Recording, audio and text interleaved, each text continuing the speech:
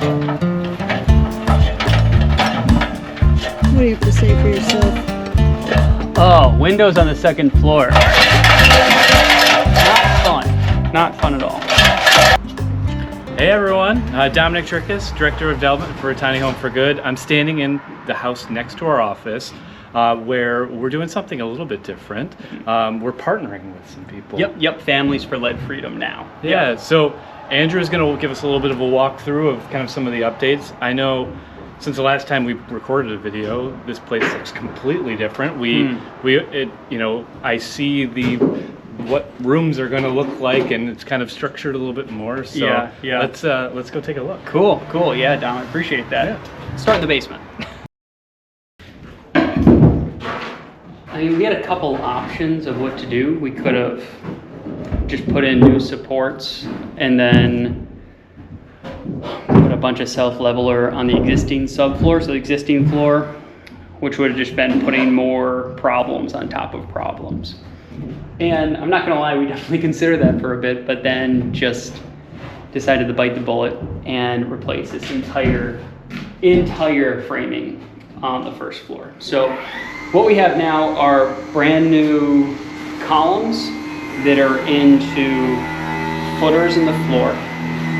And on top of those columns are a lot of beams and brand new 2x10 joists, which is more than enough to carry the entire load. We can take another 4 houses on top of this foundation that we've now built.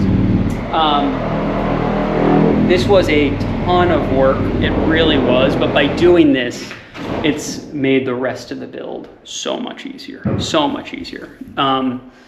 I'm just so thankful for our volunteers who work so hard to pull all these joists and replace all these joists, and it's just a really impressive team effort. So ultimately, this is going to house just 3 things: 2 water heaters and the HVAC equipment for the first floor. This is all electric, so it's going to be a heat pump that'll both heat and cool the units. Really exciting. I'm working with our partners at Collis & Sons to put that together. And other than that, it's just going to remain a basement. We'll get a couple dehumidifiers in here to make sure that it remains dry and doesn't impact the upstairs tenants too much. There is some moisture in here. We had a torrential downpour yesterday. However, when we first got this house, just a little bit of rain would cause standing water everywhere. So you can also see that there's different spots where over time water was actually infiltrating the foundation and causing a lot of cracks. We're going to do a parge coat over this eventually. But we installed a French drain system on the outside with perforated pipe and a bunch of gravel. So now this foundation wall is much safer, and we've sloped it so all the water runs into a dry well system in the backyard. That's probably one of the most important things we did for the longevity of this house.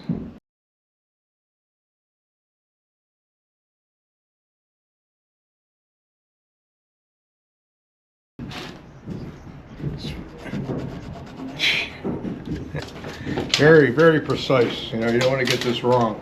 You know, when I'm working, I don't like to be interrupted. Yeah, you know, because right. That is bullshit. Because I'll forget what the hell I was doing. You know, where was I? What am I doing? Upstairs is almost identical to the basement. We saved 0 interior walls. And we replaced the center carrying wall with brand new 2x6 dimensional lumber and then LVLs as headers. And this wall is centered right over the beam in the basement, which is pretty standard. But the previous iteration of this wall was actually set back pretty far, so it wasn't over anything, which caused a lot of problems up top. So we've rectified those and have done a lot to level out the upstairs floor. You picked a rough window to, we are having, it's been our worst one of the day for sure.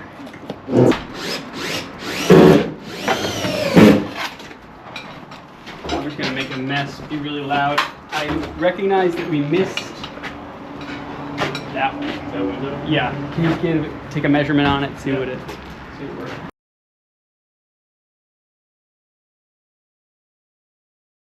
the existing stairs that were here were very steep, and the steps, the treads themselves, what you actually put your foot on, was really narrow.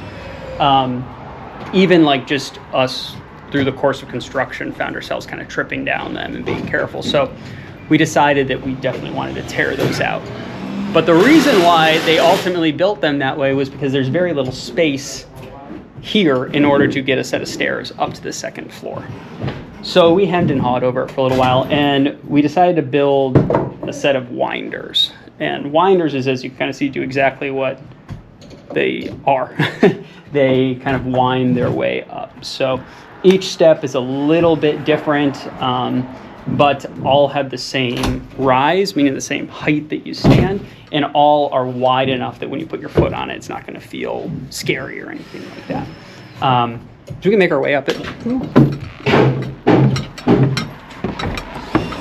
I actually love these stairs. I think that this is going to be such a nice entrance to the second floor.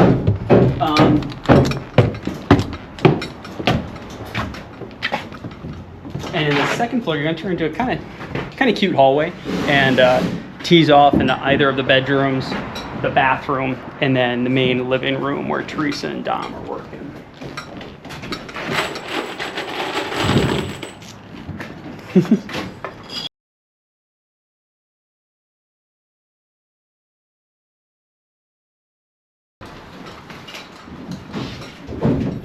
Teresa, what are you working on? I'm building out this window. Is it Gonna have a going? big wide sill. Oh, nice. You made the mistake of telling me you're leaving. Now I'm peeking around to see if. Wait a minute, let me get my foot in the car. All of these went up today. These are collars to tie the joists together. And they went the whole length of the house, so we put several of them up today.